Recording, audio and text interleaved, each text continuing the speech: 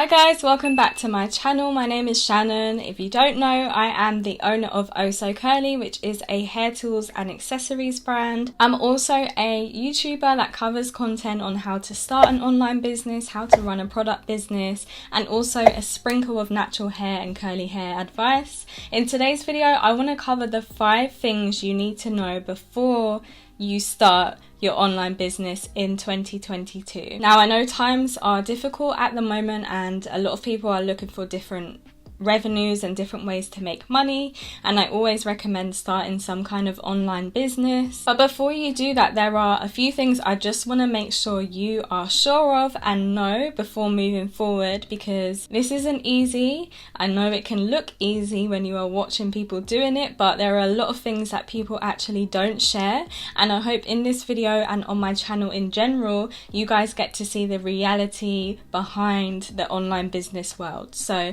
let's just get straight into the video. So tip number 1, of course, as always, I have to mention Shopify, and the reason why I'm mentioning Shopify is just I myself have had experience with multiple different website suppliers, providers in the past for my online business, and Shopify is just unmatched. It's the best platform I've used for running my online business. I get my results instantly, it's easy to use, the back end is amazing, I can see exactly where my customers came from, what they've clicked on, what they bought, and so on. I just love Shopify, so I really recommend that you have a look at my past Shopify videos on how to set up your website and pros and cons of it, just so you're sure. Definitely go and check out those. But before we get into the nitty-gritty, I had to just mention number 1, and that is make sure before you start your business that you launch on Shopify, not any of the other providers. If you are a product business solely, I really recommend that you start with Shopify. Now, the second one is one that you're going to have to really sit with and have a think of and really plan ahead and look within yourself and what your actual purpose is in life, because this is going to help you in the long run, because you don't want to get years in and be just completely lost as to what you're doing and where you're going within your business, which is where I'm slightly at the moment. But because of what I'm going to tell you now, I'm starting to learn where I want to go with my businesses. But at first, you want to figure out what your why is. Why are you starting the business? Is it just a side hustle? Is it to build a legacy? Is it just to fill a gap in the market? Is it just for fun? Make sure you write that down and you know what your why is behind the business. For me, it was to build a legacy, to fill a gap in the market, and to also make money that could possibly change my life and my family's life and my generations to come life. Where people go wrong is the expectations for how the business goes.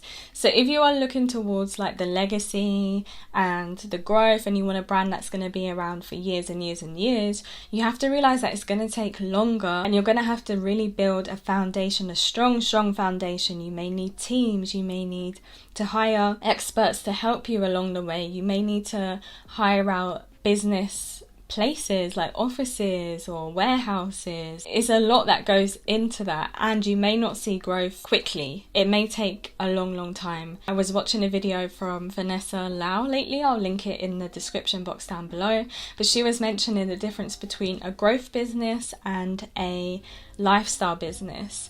And the growth businesses is if, for example, you look at Amazon, which took years and years for them to even make any profit. So if that's the route you want to go down, fair enough. Just realize that you may be sacrificing a bit of your lifestyle and income for yourself in order to grow the business. Now, if you're looking for a business that's going to fund your lifestyle, it doesn't even have to be like a lavish lifestyle, just a business that you can pay yourself so that you're able to pay your rent, pay your bills, and live a nice life for you personally. Then you can look at things a bit differently. You can keep it small, you can keep your team a bit smaller so you don't have to invest a lot in paying people's salaries and stuff. Depending on what you want out of life is where you're going to direct your business.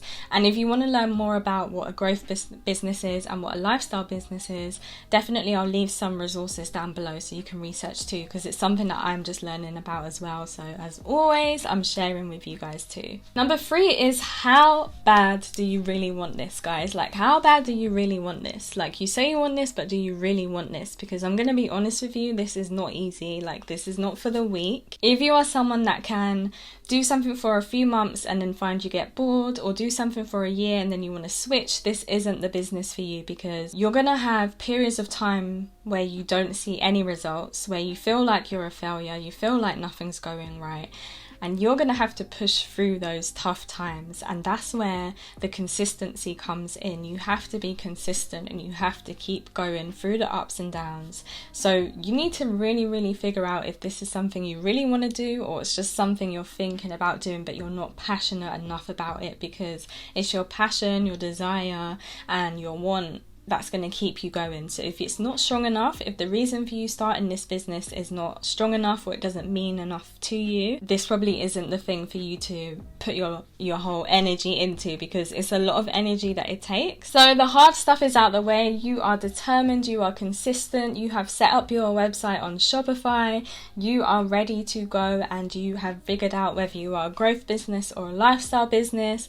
The next thing you want to do is do the back end of stuff. So you want to make sure that your business name isn't taken. You want to make sure that your product isn't already out there on the market and it doesn't have a pattern. You can also search if someone else has your business name registered on the government website, and you can also check for like logos as well to see if you've got a similar logo. What I generally do in the beginning is just do a simple Google search. So say you wanted to start the business Oh So Curly, I would have searched on Google Oh So Curly and see what comes up. If there is already a business with Oh So Curly, I will not use that name. Just think of another name. So do your research on the legal side of things and just make sure you're not stepping on anybody's toes. You're not, within the same category with the same name. After you have confirmed that the name is correct, the product is correct, you can then go ahead and file your trademark, register your company either as a sole trader or as a limited company. At first, I would recommend that you register as a sole trader, but again, it all depends on your situation. I do have a full video on how to do those things. I will link it down below and also put it up here or here. But those are things that you are going to really need to look into and do if you want to take your business serious and start a business in 2022. So the fourth thing that you need to know before you start your business in 2022 is finances. How are you going to fund this business? Do you have a full-time job that you're going to take some of your salary and put it into your business? Do you have savings? Do you have access to capital? Do you have access to funding, loans, and so on? Make sure you have all of that set out and you really budget that money and plan for what you're going to spend that money on, and you project what sales you think you're going to make and how you're going to flip that money, double it up and so on. What money you can afford to just throw away and waste and test with. What I would recommend is that you really, really, really are good with your finances. So have that access to the capital for you to start, but you also want to start having like a business savings account as well, or a business emergency fund, which I knew nothing about when I started my business, and it's something I'm only just learning about now. I always thought emergency funds and savings was for you personally, but now I see the importance of having it for your business too. So definitely research and learn more, guys, about business and finances. Dave Ramsey is someone that I like to watch a lot to learn more about how to manage money, so I'll link him down below. Also the book Profit First, I recommend it in like every business video that I do, but it is amazing at showing you how to like separate your money so that you can operate a business properly, so that you can actually make a profit. Sorting out your finances from early is going to really make you ahead of the game, because I don't want you guys to go through the ups and downs that I went through and go through. So make sure that you are set up before you go, and that's what I'm here for. If you ever need advice on anything, feel free to message me. I know a lot of you guys DM me. I also have my course, How to Start a Product Business from Scratch, which covers these topics as well. And the fifth thing you need to think about before you start your business is delegation. You can't do everything by yourself, and I learned that a few years into my business, and that's when I found Supportal Business Services, who help me with my business and do my back-end customer service. They deal with like wholesale orders and certain things that I just can't do myself. I can't do everything, and you will learn that you can't do everything. So think ahead, like when times get a bit hard or I feel that my business is growing, who can I delegate to? Who can help me grow? Do I have family members who can help me pack? Do I have friends? Can I hire someone from Fiverr to do my graphic design?